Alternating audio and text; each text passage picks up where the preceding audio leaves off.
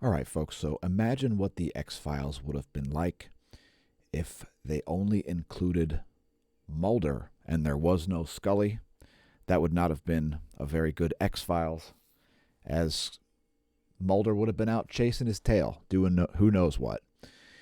And all theories need a Scully. Now, a real scientist becomes his own Scully because you need to debunk your own theories before they become theories. Your hypothesis either turns into a theory or it turns into a resolved hypothesis once you do experimentation, right? That's the way things work. Well, let's talk about the Schumann resonances.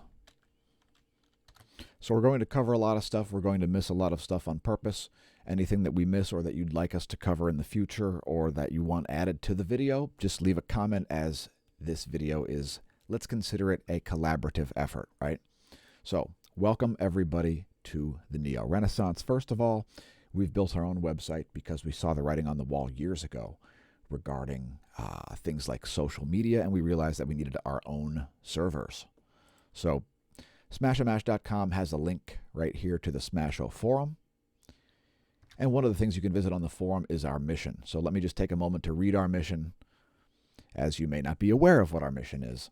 So it's to assist, study, and report on the ongoing formation of a unified theory of physics, to raise the awareness of the general public of the relationship between space, weather, and Earth effects, to connect and consult with media organizations to multiply our reach, to demonstrate cutting-edge proof-of-concept solutions to problems, to publish scientific papers in a multidisciplinary manner, including, but not limited to, spectroscopy, chemistry, astrophysics, and more, to assist mankind by advancing the study of predictive phenomenon in order to optimize value and reduce risk and liability and save lives and resources, and adapt no matter what the adversity is, and to not be ossified in our beliefs, and to treat those who are with love, respect, and inclusion to the scientific discussion. So, the Schumann resonances are not discussed on our channel regularly, and there are some reasons for that, and I'm not trying to break anybody down who is a Schumann resonances enthusiast or cast shade on anybody's theories about what it is, but I just wanted to invite everybody to smAsho.com/forum. I'm going to show you what goes into creating a topic. So I'm going to create a topic here as I do the video. Once you've created a login and then logged into the site, you can just click on New Topic. And I'm going to create a topic here called Schumann Resonances. And I'm going to say,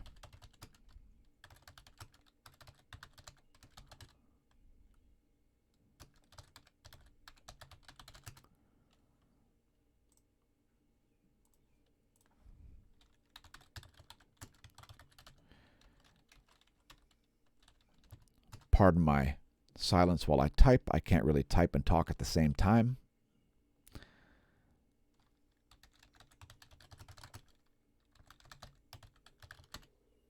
And I spelled ionosphere wrong somehow. I don't know how I did that. So that's all I'm going to type currently on the forum. I am going to go to the Wikipedia page because I'm going to talk a bit about what the Schumann resonances are and the common measurements and so on, and the real effects and the misconceptions regarding the Schumann resonances. So the Schumann resonances are weak radio frequencies reverberating between Earth's ionosphere and lithosphere. And there's a reason why they are at the frequencies that they are. It just has to do with, it's an intrinsic property of any planet. So let's start there. So from the perspective of Earth, there is a lot of radiation coming from the sun. That radiation gets adsorbed, reflected, refracted through a series of chaotic processes as those photons reach the Earth's atmosphere. So as you can see from this diagram, we show this daily on the Daily Space Weather videos. This diagram, the visible and infrared light make it all the way to the surface of the planet. The near UV is mostly adsorbed by the time it reaches the troposphere. Middle UV is absorbed usually by the time it reaches the stratosphere. Far UV somewhere at the thermosphere-mesosphere boundary. Extreme UV at the thermosphere. X-rays someplace in the mesosphere, and so on. There's a lot of frequencies that get created as a result of this. And so out of these areas, you've got all kinds of different vibrations that are bouncing all around, all sorts of different frequencies. And also, folks, you've got all of the water in the ocean is heating up and vibrating and re-emitting some radiation back into space. So these are giant, giant pools of radiation emitting layers of water, layer upon layer upon layer of this vibrationally active material, these polar molecules known as water. And there is a lot of radiation bouncing around. Some of that is in radio frequency, and that is what a Schumann resonance is. So here's the most basic diagram of the Schumann resonances, folks. This is just from wikipedia.org's article on Schumann resonances. And what you're seeing here is the three different main orders. The fundamental mode, which is 7.83 hertz. The second order, 14.1 hertz. And the third order, 20.3 hertz. Now these are similar to the harmonics on a guitar string. Now I'm a classically trained guitarist. I know a little bit about this stuff. You can play a harmonic by sort of partially, not fully fingering a string, but having your finger sort of just partially touching the string, which will cause it to vibrate in a different fashion than if you actually pressed it onto the fret in that spot. It'll create multiple vibrations, and in the realm of wave physics, some waves will cancel each other out, some waves will amplify each other, and some will cause interference patterns when they interact. And before I go on to look at current data about Schumann resonances, I just wanted to show this animation of Jupiter. So this is an animation of the largest planet in our solar system here. And what you're looking at is infrared radiation emitted from the planet. You can see how vastly the difference in temperature is between the different weather bands on the planet. And if you look at the South Pole, of course, you can see it's very cold at the South Pole. And you can see those cold areas associated with low pressure zones. And of course, the Great Red Spot also is an anticyclone, and so it is associated with high pressure and cold temperatures. And anyway, all the planets have their own Schumann resonance. So now Mars probably doesn't really have a Schumann resonance because, of course, Mars doesn't really have a coherent magnetosphere in the context of a planet like Earth, Jupiter, Venus, Saturn, most of the planets in the solar system besides Mars. But the rest of the planets indeed would have their own series of resonant frequencies. And it basically comes down to a function of a combination of factors. So the distance between the ionosphere and the surface of the planet, so whether that's a liquid surface or a solid surface or whatever the surface happens to be made out of, the material that the planet's made out of, and the amount of magnetism in the magnetosphere, which will affect the altitude of the planet's ionosphere. So for example, there are lightning discharges on Titan, an indication it most likely has Schumann resonances as well.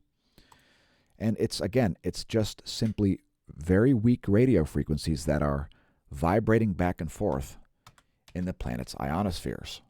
So the thing to understand about this, folks, is that these frequencies are very weak, and they are canceled out not only by the daytime sun. So if it's noontime where you're located, you're probably not feeling the Schumann resonances. Now, the Schumann resonances are known to have effects on human activity, human biological activity. So there are effects on your sleep and so on if you're exposed to Schumann resonances. But if you're shielded, whether it's being shielded by electromagnetic fields, which are emitted by things as simple as the wiring in your house, much less all kinds of radio pollution are on the planet, which are preventing the Schumann resonances from getting to you. So yes, that certainly is going to have some sort of effect on biological material out of which you are made. But that's yet another reason why spikes in the Schumann resonances are probably not affecting your health in any sort of a way that you can feel. Now, people are going to say that they can feel it, and let's explain one of the many reasons why it is unlikely that you are feeling the Schumann resonances. And again, folks, I'm not sitting here trying to discount Schumann resonances as irrelevant phenomenon. They're not irrelevant phenomenon. The frequency of the radio emissions bouncing around between the planet's ionosphere and lithosphere, they're important because you can do things like infer global lightning output and so on from them. But the actual implications of the Schumann resonances are, I think, a bit misunderstood. And indeed, if you are out camping someplace in a place in the middle of nowhere, indeed, Schumann resonances will affect your biological processes. And so in any case, here is one paper, and there are many, many papers linked to all kinds of natural phenomenon that make the Schumann resonances relevant. Total global lightning inferred from Schumann resonance measurements. You can find links to this and lots of other stuff on the wikipedia.org page. All right, so without further ado, here is some current data on Schumann resonances. So we made this video on April 25th. And you can see we saw these spikes. One thing I would note, folks, if you're looking at unadjusted Schumann resonances times, you're going to see Tomsk time. So Tomsk time is universal time plus 7, as you can see here. This one here, Disclosure News. Shout out to disclosurenews.it. They were kind enough to put universal time underneath the Tomsk time. So that's the first thing I would note, folks. If you've claimed to have quote felt the Schumann resonances spikes, make sure you're looking at Tomsk time, which is universal time plus 7. So located 7 time zones east of Greenwich mean of the prime meridian, right? So that's where Tomsk is located. 7 time zones to the east of the prime meridian. That's the first thing, as I've heard people say many times that they felt something when a spike happened in the Schumann resonances, not realizing that it was in Tomsk time. So here are the recent spikes, and we actually saw some spikes at similar times of day here, around 11 o'clock universal time yesterday and around 9 o'clock universal time today. And this is actually coincident with some solar activity here. And keep in mind, folks, when the sun heats up the ocean, the radio output coming out of the ocean changes. When the sun is over the land, the radio output is completely different. And so that's some of the many reasons why there are constant fluctuations, because the sun is currently north of the equator, as it's now spring in the northern hemisphere and fall in the southern hemisphere, and this affects the way radio signals propagate. The sun puts out radio signals that are detectable all the way at the Earth, such as, for example, the 10.7 centimeter radio flux, which is in the 2,800 megahertz portion of the bandwidth. And so, again, many, many different frequencies chaotically coming down from the sun. Here's another example. So here is some imagery of the world ionosphere map. You're looking at millions of vibrations per second here. And these molecules vibrating at these high speeds, they put out all sorts of different radio emissions. Keep in mind that you're looking at the atmosphere from about 300 kilometers of altitude. So at about 300 kilometers of altitude, this actually is part of the ionosphere. There are radio signals that are bouncing back and forth between the lithosphere and space. When a solar flare hits, you'll get a little hole in the D layer of the ionosphere. That will change the way these things propagate. You'll change the wavelength and amplitude and frequency of a section of that vibrating mass, and that will change the radio output of the atmosphere, as there's all kinds of different signals and chaotic processes happening up there above your head right now. There is all sorts of particle collision events happening. There's all sort of chemistry occurring in the ionosphere, the Earth's plasmaspheres inside the Van Allen belts. There are chemical reactions happening at the bow shock region of the planet, at the end of the Earth's magnetosphere. There's a lot of chemical stuff going on, and there's a lot of radiative processes. There's all sorts of convective processes, even happening at the ionospheric layer. And this is part of what is producing all of those radio frequencies. So I'm basically just going to leave that there, folks. Keep in mind, the Schumann resonances are specific to features of a planet. So all planets are going to have Schumann resonances. It's pretty obvious that the Jupiterian moon Titan most likely has its version of Schumann resonances, and they're all different for each planet, but they are very weak radio signals, and they are canceled out by very weak radio signals. In other words, things like your garage door opener may temporarily disrupt Schumann resonances. So that's about it, folks. I just wanted to briefly talk about the Schumann resonances and why I don't believe certain things about them and do understand the physics of other things about them. It's been a special presentation here at the Smash News Network, least busted name in news. Again, feel free to leave comments, or better yet, check out smashamash.com/forum. We've created a forum topic thread specifically for Schumann resonances, and I'll leave it up to you, the viewer, to sort of add content there at smashamash.com/forum if you like. We won't censor you, like certain oligarchs and fascists may prefer to do. So feel free to post whatever you want. And, we're keeping an open mind on this, and nobody here is ossified in our beliefs.